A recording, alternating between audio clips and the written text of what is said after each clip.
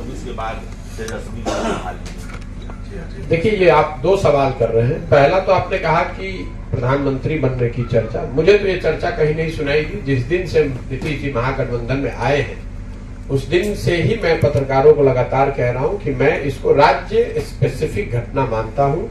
नीतीश जी की क्रेडिबिलिटी आज के तारीख में ऐसी नहीं है कि उनके बारे में बिहार प्रधानमंत्री बनना तो छोड़ दीजिए, बिहार का मुख्यमंत्री बने रहने का के लिए उन पर संकट है। कहीं कोई चर्चा नहीं है, कहीं कोई प्रयास नहीं है। ये चर्चा कौन सुन रहा है मैं तो नहीं जानता हूं। जहां तक दूसरी बात है वो ज्यादा महत्वपूर्ण है। उन्होंने कहा कि 25 का चुनाव तेजस्वी जी के नेतृत्व में लड़ा जाएगा। तो मेरी मांग ये है, मेरा सुझाव भी ये है कि भाई 25 तक इंतजार करने की जरूरत क्या है। आज जो गठबंधन है उसमें आरजेडी सबसे बड़ा दल है, तो नीतीश कुमार जी को अभी ही तेजस्वी जी को मुख्यमंत्री बना देना चाहिए ताकि वो 3 साल उनके पास काम करने का अवसर रहे और जनता के पास भी अवसर होगा कि वो देख पाएगी कि 3 वर्ष में तेजस्वी यादव ने कितना बढ़िया काम किया, ताकि जब उनके नेतृत्व में चुनाव हो तो जनता उनके कामकाज के आधार पर, उनके 3 साल के परफॉर्मेंस के आधार पर वोट कर सके।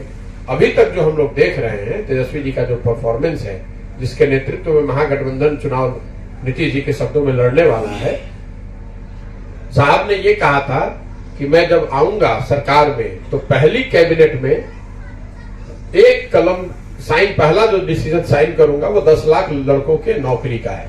अब पिछले 3 महीने से ज्यादा से कैबिनेट में हैं और कई कैबिनेट में कई सिग्नेचर भी किए होंगे कैबिनेट के डिसीजन पे। मैं ये सोच रहा हूं कि 10 लाख नौकरी वाला जो डिसीजन था, मतलब कलम टूट गई है या स्याही सूख गई है, ये तो नीतीश जी और तेजस्वी यादव ही बताएंगे। लेकिन हम लोगों ने ये जरूर देखा कि लड़कों को टीईटी और सीटेट के पास किए हुए लड़कों को डकबंगला चौराहे पर दौड़ा दौड़ा कर मारा गया। अगर आप 10 लाख लोगों को नौकरी देने की बात कर रहे हैं तो इससे आसान तो कोई तरीका ही नहीं है। बिहार में शिक्षकों की भारी कमी है और सीटेट और टीईटी और सीटेट पास किए हुए लोग जो है वो बैठे हुए हैं, वो क्वालिफाई किए हुए हैं। आप उनको एक कलम से उनको नौकरी दे सकते हैं। तो और आपने चुनाव से पहले वादा भी किया था, तो अब उनको दे के दिखा दीजिए। देखिए, ये झूठे वादे करना और लोगों को भ्रम में डालकर वोट लेना, इनकी ये पुरानी फितरत है। अब बिहार में सबसे ज्यादा हालत जो खराब है, ग्रामीण सड़कों की हालत खराब है। तो ग्रामीण सड़क मंत्री कौन है? ग्रामीण कार्य मंत्री तेजस्वी यादव है। ग्रामीण सड़क मंत्री कौन है? ग्रामीण कार्य मंत्री तेजस्वी यादव है। स्वास्थ्य व्यवस्था बिल्कुल खराब है, तो स्वास्थ्य मंत्री कौन है? तेजस्वी यादव है। शिक्षा व्यवस्था, आप लोग रोज कह रहे हैं कि शिक्षा व्यवस्था बिहार में ध्वस्त है, तो शिक्षा मंत्री आरजेडी का मंत्री चंद्रशेखर जी है। तो मुख्यमंत्री बन जाए, प्रधानमंत्री के चेहरा बन जाए, वो तो नीतीश कुमार का मतलब ऐसा है कि बिहार कोई नीतीश कुमार की जागीर थोड़ी ना है जिसको अपना चेहरा बनाना है दल का बना दे। लेकिन बिहार की जनता तो ये भी देखेगी ना कि आप नेता होने के नाते, सामाजिक कार्यकर्ता होने के नाते, राजनेता होने के नाते, मंत्री होने के नाते आपने काम क्या किया। लेकिन मोटे तौर पर मैं यही उस पर टिप्पणी करूंगा कि नीतीश जी को 2025 तक का इंतजार नहीं करना चाहिए। तेजस्वी को अभी मुख्यमंत्री बना देना चाहिए ताकि लोग ये देख पाए कि तेजस्वी यादव में कितनी काबिलियत है और कितना बढ़िया वो बिहार को चलाते हैं, कैसे बिहार की व्यवस्था को सुधारते हैं। और उसके आधार पर 25 में उस पर मत पड़ेगा तो शायद नीतीश कुमार के लिए और महागठबंधन के लिए भी बेहतर होगा।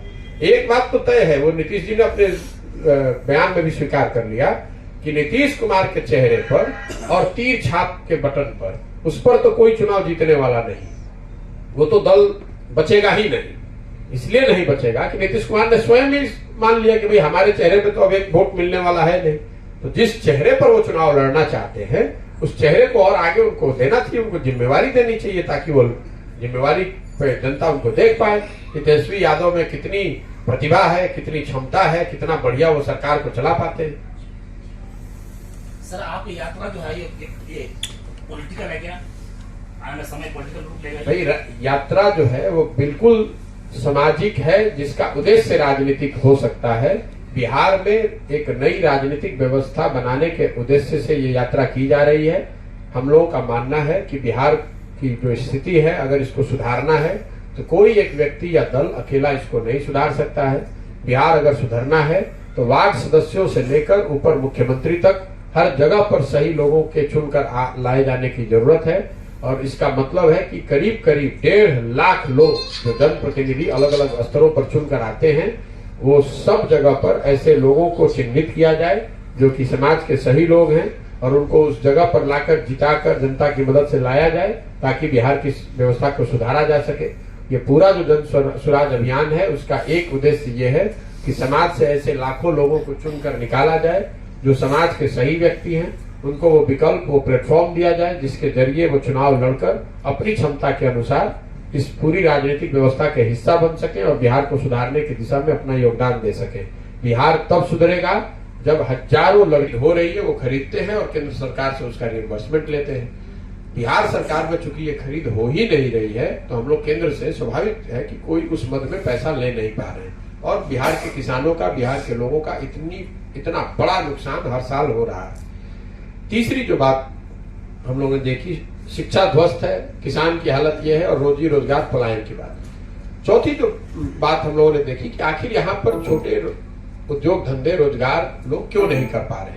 कोई व्यक्ति है जो मान लीजिए कि उसको बाल काटने की ट्रेनिंग है, वो बार्बर है, हजाम, वो बाहर जाकर मजदूर के तौर पर या नौकरी के तौर पर 10,000, 8,000 बॉम्बे, दिल्ली या कहीं बड़े शहर में जाकर हजाम का काम कर रहा है, लेकिन वो अपने यहाँ सैलून नहीं लगा पा रहा है। उसकी एक बड़ी वजह यह है, बिहार में हम लोग को लगता है कि उद्योग धंधे, अगर कोई उद्योग धंधों से हम लोग का लेना देना होता है कि चीनी मिल चालू हुआ कि नहीं, चॉकलेट फैक्ट्री है कि नहीं, वो तो एक पहलू है।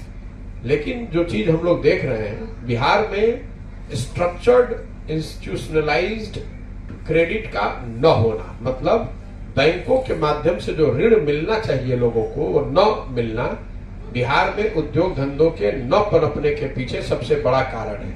और इसकी चर्चा पत्रकारों से कहीं पर कोई करता नहीं है, इसलिए मैं आपका समय 2 मिनट लूंगा इसको समझाने के लिए। बिहार में कोई इसकी चर्चा नहीं करता है।